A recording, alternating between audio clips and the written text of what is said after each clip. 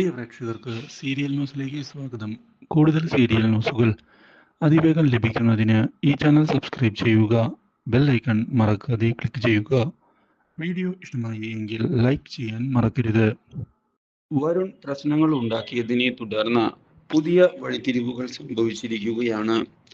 ബലരാമൻ ഇനി കാര്യങ്ങൾ ഞാൻ വിചാരിച്ചതുപോലെ തന്നെ നടക്കും എന്ന് പ്രതീക്ഷിക്കുകയാണ്. പിടിച്ചു നിൽക്കാൻ കൺമണിക്ക് സാധിക്കുകയില്ല. മാത്രവുമല്ല, കൺമണിക്ക് ഇനി തോൽവി സമ്മതിക്കേണ്ടതായി തന്നെ വരും എന്ന് ഉറപ്പിക്കുകയും ചെയ്തിരിക്കുകയാണ്. അതുകൊണ്ട് ഇനി പുതിയ നീക്കങ്ങളാണ് വേണ്ടത്. കൺമണി ഉടൻ തന്നെ PR ഗ്രൂപ്പിൽ ജോയിൻ ചെയ്യുക തന്നെ ചെയ്യും. ഞാൻ അതിന് പദ്ധതികൾ നീക്കുകയാണ്. മാത്രവുമല്ല, ഇനി മനോജ് തന്നെയായിരിക്കും അവളെ ഇവിടേക്ക് കൊണ്ടുവരിക. അതുകൊണ്ട് എനിക്ക് ഇനി പേടിക്കാനൊന്നും തന്നെ ഇല്ല എന്ന് വ്യക്തമാക്കുകയും ചെയ്തിരിക്കുകയാണ് ബലരാമൻ. ഇതേ സമയം മനോജ് ആകട്ടെ ചെന്ന് കണ്ടിരിക്കുകയാണ് ഇപ്പോൾ കൺമണിയെ. മാത്രവുമല്ല, ഇതേ തുടർന്ന് കൺമണിയോട് കൺമണി ഇനി എന്താണ് തീരുമാനം എടുത്തിരിക്കുന്നത് എന്ന് ചോദിക്കുകയും, നിന്നോട് എൻ്റെ കൂടെ വരാനാണ് ഞാനിപ്പോൾ ആവശ്യപ്പെടുന്നത്. നീ പല ഒഴിവുകഴിവുകളും പറഞ്ഞ് കുറെ തവണ ഒഴിഞ്ഞു മാറിയതാണ്. പക്ഷേ ഇനി അതിന് സാധ്യമല്ല. അതുകൊണ്ട് തന്നെ എനിക്ക് കുറച്ച് കാര്യങ്ങൾ വ്യക്തമാക്കാൻ തന്നെയുണ്ട് നിന്നോട്. നീ ഇനി ഓഫീസിൽ ജോലിക്ക് പോകേണ്ടതില്ല എന്നുള്ള കാര്യം അറിയിക്കുകയും, നിന്റെ കല്യാണം വരുണുമായി നടത്താനാണ് ഞാനിപ്പോൾ ഉറപ്പിച്ചിരിക്കുന്നത് എന്ന് പറയുകയും ചെയ്തിരിക്കുകയാണ്. ഇത് കേട്ടതിനെ തുടർന്ന് കാര്യങ്ങൾ അങ്ങനെ നടക്കുകയില്ല എന്ന് തുറന്ന് പറയുകയാണ് ഇപ്പോൾ കൺമണി. എനിക്ക് എൻ്റെതായ തീരുമാനമുണ്ട്. എൻ്റെ അറിവോ സമ്മതമോ ഇല്ലാതെയാണ് 10 ലക്ഷം രൂപ വാങ്ങിച്ചത്. അത് ശരിയായ ഒരു കാര്യമായി തോന്നുന്നുണ്ടോ ചേട്ടന്? ഇത് കേട്ട മനോജ് ഒന്ന് പതറിപ്പോവുകയാണ്. ഒരിക്കലും ഇങ്ങനെയൊരു തിരിച്ചടി മനോജ് പ്രതീക്ഷിച്ചിരുന്നതല്ല. അതുകൊണ്ട് തന്നെ ഇനി എന്തു ചെയ്യും എന്ന ചോദ്യം മുൻപിൽ ബാക്കിയാകുന്നു. ഒരിക്കലും പ്രതീക്ഷിക്കാത്ത വഴിത്തിരിവുകളാണല്ലോ നടക്കുന്നത് എന്ന് മനസ്സിൽ ആലോചിക്കുകയാണ് ഇപ്പോൾ മനോജ്. ഇതേ തുടർന്ന് മനോജിനോട്, ഞാനിപ്പോൾ എൻ്റെതായ തീരുമാനം എടുത്തിട്ടുണ്ട്. എനിക്ക് വരുണിനെ വിവാഹം കഴിക്കാൻ താല്പര്യമില്ല. അങ്ങനെ പറഞ്ഞാൽ എങ്ങനെയാണ് സാധിക്കുക എന്ന് ചോദിച്ചുകൊണ്ട് ധനലക്ഷ്മി മുന്നിലേക്ക് വരികയാണ്. നിന്റെ എൻഗേജ്മെന്റ് കഴിഞ്ഞതാണ്, അതും നാട്ടുകാരുടെ മുന്നിൽ വെച്ച്.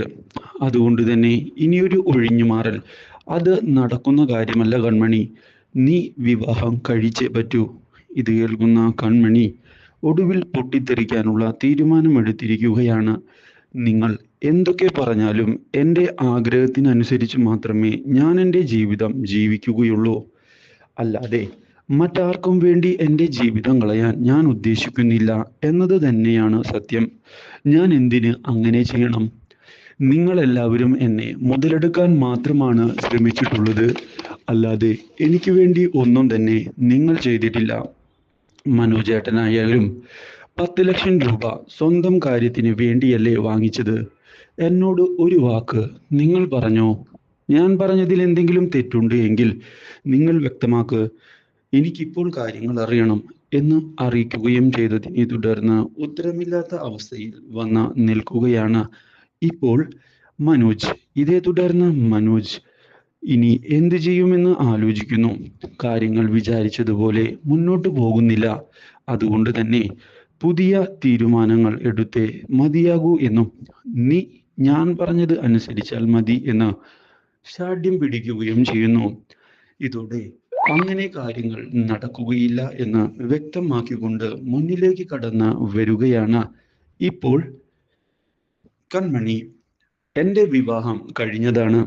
ഇത് കേട്ട് മനോജ് ഒന്ന് ഞെട്ടിപ്പോകുന്നു. നീ എന്താ തമാശ പറയുകയാണോ എന്ന് ധനലക്ഷ്മി ചോദിക്കുകയാണ്. അല്ല, വിവാഹം കഴിഞ്ഞ ഒരു പെൺകുട്ടിയെ വീണ്ടും എങ്ങനെയാണ് വിവാഹം കഴിപ്പിക്കുക? എൻ്റെ കഴുത്തിൽ താലിയുണ്ട്, ഇതാ എന്ന് പറഞ്ഞ് പൊക്കി കാണിക്കുകയാണ് താലി. ക്രിഷ് കെട്ടിയ താലിയായിരുന്നു അത്. ഇത് കണ്ട് വീട്ടിലുള്ള എല്ലാവരും ഒന്ന് ഞെട്ടിപ്പോകുന്നു. വിവാഹം കഴിഞ്ഞ എൻ്റെ അനുവാദമില്ലാതെ മറ്റൊരു വിവാഹത്തിന് നിങ്ങൾ പ്രേരിപ്പിക്കുകയാണ് എങ്കിൽ ഉണ്ടാകാൻ പോകുന്ന ഭവിഷ്യത്ത് നിങ്ങൾ തന്നെ നേരിടേണ്ടതായി വരും. ആ കാര്യം ഞാൻ നിങ്ങളെ ഓർമ്മിപ്പിച്ചില്ല എന്ന് വേണ്ട.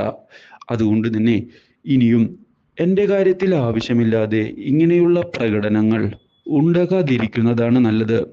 ഞാൻ പറഞ്ഞില്ല എന്ന് വേണ്ട. നിങ്ങളുടെ നല്ലതിനു വേണ്ടി തന്നെയാണ് ഞാൻ ഈ കാര്യങ്ങൾ പറയുന്നത്. മനോജേട്ടാ, കാര്യങ്ങൾ മനസ്സിലാക്കുന്നതാണ് നല്ലത്. ഇതോടെ ആരാണ് കൺമണിയെ വിവാഹം കഴിച്ചത് എന്ന ചോദ്യമാണ് ബാക്കിയായി വരുന്നത്.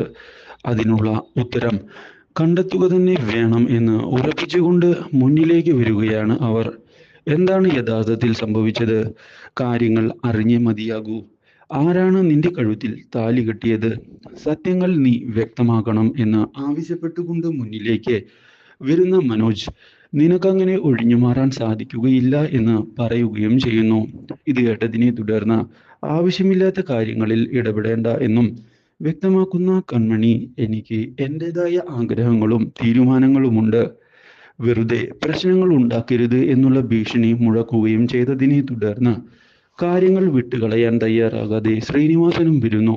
നിന്റെ വിവാഹം കഴിഞ്ഞു എങ്കിൽ കാര്യം ഞങ്ങൾക്കും അറിയണം.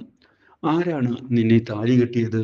അച്ഛനോട് പറയേ മകളെ എന്ന് പറഞ്ഞതിനെ തുടർന്ന് ഒടുവിൽ കൺമണി പറഞ്ഞിരിക്കുകയാണ്, ക്രിഷ് സാറാണ് എൻ്റെ കഴുത്തിൽ താലി കെട്ടിയത്. അപ്രതീക്ഷിതമായ ഈ കാര്യം ഞെട്ടിച്ചു കളഞ്ഞിരിക്കുകയാണ് എല്ലാവരെയും. Do like, share and subscribe.